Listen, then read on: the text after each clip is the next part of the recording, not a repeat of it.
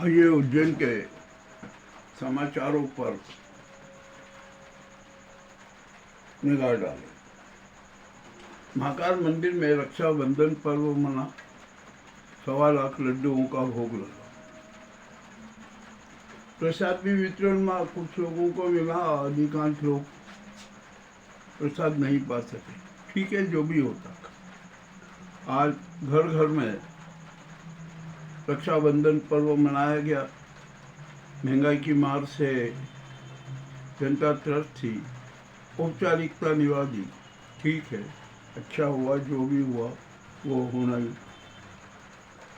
अब यहाँ पर व्यापारियों ने जनता को जी भर के लूटा। जो मन माने दाव वसूले, ये करे वो करे, जो भी हुआ हो ना, हो गया, सब ठीक है। अब ये तो चलते ही है। ये तो अब क्या बताएं कि हमारा देश ही है ना, स्वार्थ और धन के पीछे दौड़ रहा है। अब कुछ भी नहीं कह सकते। तो महंगाई की मार भी पड़ी और इधर व्यापारियों की लूट भी रही। आज भादों का पहला दिन भर उमस रही, किंतु शाम को 6 बजे के बाद मानसून के बादल कुछ मेहरबान हुए। हल्की हल्की कुछ बारिश शुरू हुई। और जब मैं समाचार पढ़ रहा हूँ ना, समाचार प्रस्तुत कर रहा हूँ, जब भी हल्की फुहारें और हल्की वर्षा जारी है। ठीक है, देखते हैं अब क्या होगा क्या नहीं होगा। हालत तो ये है कि गंभीर डैम बिल्कुल प्यासा है और पेयजल समस्या के समाधान के लिए खाली सिर्फ बैठकें हो रही है, बयानबाजी हो रही है और कुछ भी नहीं हो रहा। अब यहाँ पर साधु संतों के अखाड़ों में बड़ी हड़कंप मची हुई। क्या कारण है, क्यों हड़कंप मची हुई? क्योंकि अखाड़ों में अनेक प्रकार के असामाजिक तत्व हैं, जिनके चरित्र खराब है, जिनका आपराधिक रिकॉर्ड है, उनके भी अड्डे हैं। और अब उनकी खुफिया जांच होने की स्थिति बनी है ना, इसलिए उसमें हड़कंप मचा हुआ है। अब देखते हैं क्या होता है क्या नहीं होता। अब यहाँ पर मीडिया में भी बड़ी हड़कंप मचा हुआ। मीडिया में अनेक प्रकार की गैंग सक्रिय है और एक ग्रुप बनाकर किस प्रकार के कार्य किए जाते हैं, ये किसी से छुपा नहीं है। अब तो जनता भी आलोचना करने लगी है कि महाकाल मंदिर से लेकर कहाँ कहाँ ये मीडिया गैंग के कारनामे नज़र नहीं आते हैं। बड़ी विचित्र स्थिति है। और अभी तक खुफिया जांच में जो कुछ चल रहा है ना, तो लगभग 16 पत्रकार तो सूचीबद्ध हो चुके हैं, उन पर कठोर कार्रवाई होगी ये भी। और ये फर्जी प्रसार संख्या बताने वाले मीडिया प्रतिष्ठानों पर भी गाज गिरेगी। अब तो ये भी तय हो गया है। अब बताते हैं क्या होता है क्या नहीं होता फिर। और महाकाल मंदिर के अंदर तो धनखोरी होती है, वो बंद हो नहीं सकती, क्योंकि अब ये महाकाल मंदिर नहीं रहा, ये तो व्यवसायिक केंद्र बन गया, धनखोरी का केंद्र बन गया। जो भी हुआ को ये सब हो गया। अब यहाँ पर उज्जैन के विकास के लिए क्या क्या होगा क्या क्या नहीं होगा, अभी तो कुछ कह ही नहीं सकते। अब यहाँ शहर की में सुव्यवस्था कब आएगी, ये भी नहीं कह सकते। ये कोई गारंटी नहीं है कि यहाँ पर शहर में सुव्यवस्था होगी या अराजकता समाप्त होगी। ऐसा कोई संकेत आ नहीं रहा है। और यहाँ पुलिस प्रशासन, यातायात पुलिस सब अपने उन्माद में है।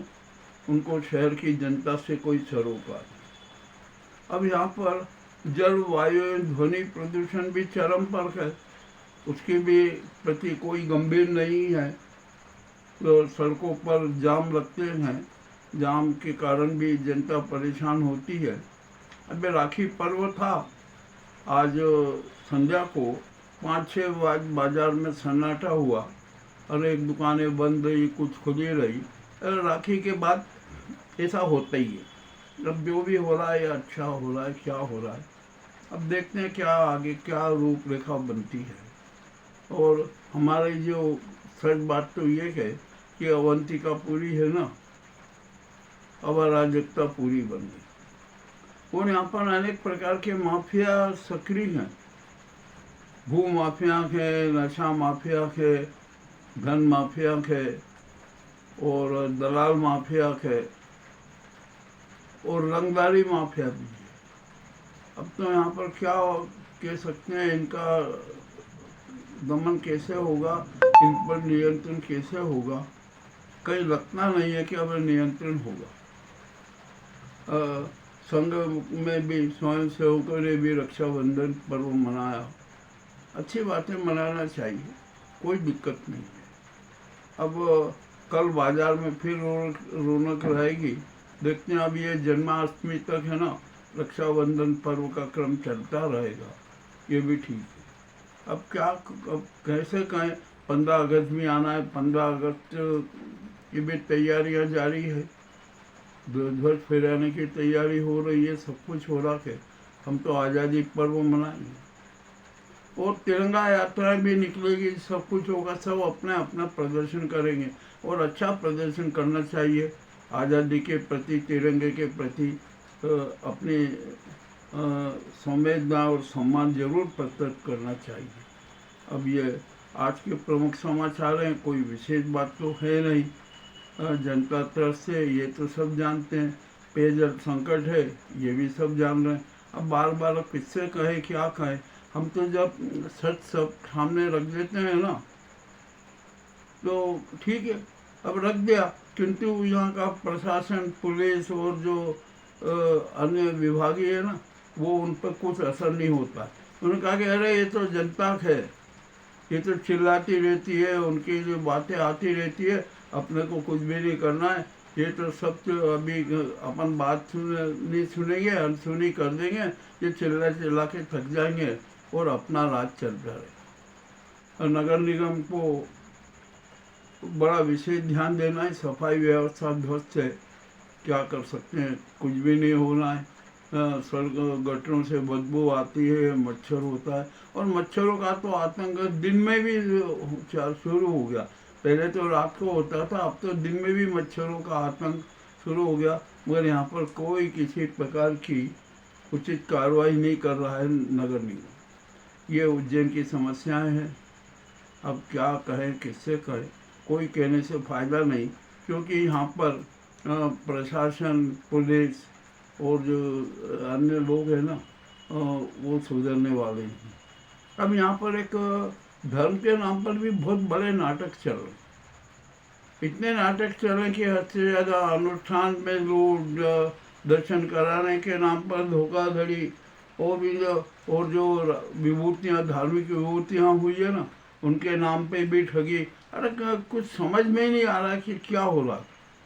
और दिक्कत तो ये है, हमारे जो जनता है ना, वो भी कट्टर आध्यात्मिक नहीं हो रही, दिखावे के धर्म और दान में ही उलझी हुई है।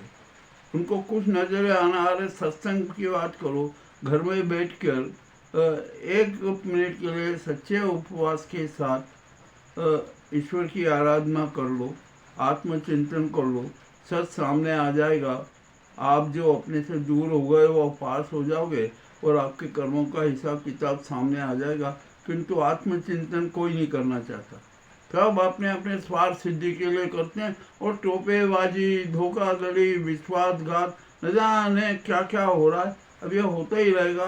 ये तो क्या करें, समाज में विकृतियाँ ही फैल गई है, तो उसको कैसे रोका जाए। ठीक है, जो होना है।